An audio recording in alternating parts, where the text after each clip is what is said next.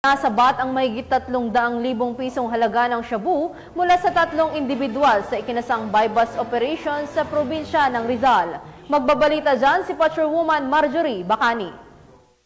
Arestado sa isinagawang buy-bust operation ng San Mateo Municipal Police Station ang 3 high-value individual sa Barangay Mali, San Mateo, Rizal, kinilala ni Police Colonel Felipe B. Maragon, Provincial Director ng Rizal Police Provincial Office, sina alias Dalisay at alias Archie nasa 44 na taong gulang at si alias Balong na 43 taong gulang.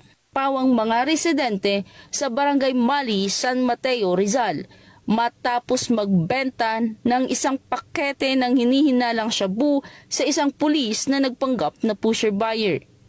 Na-recover din mula sa kanila ang isang nakataling plastic at 3 maliliit na pakete na hinihinalang shabu na may kabuang timbang na humigit kumulang 50 grams na may standard drug price na 340,600.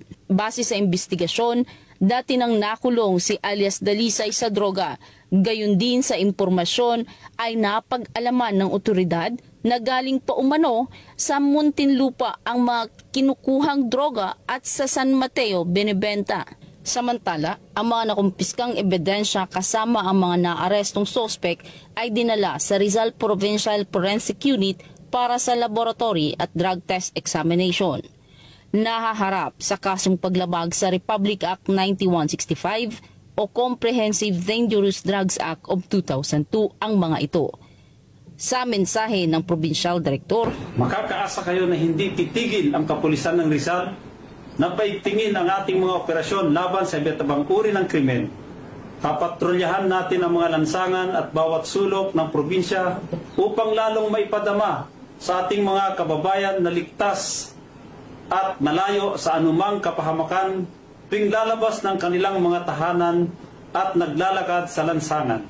Sa lalawigan ng Rizal, walang lugar dito ang mga kriminal.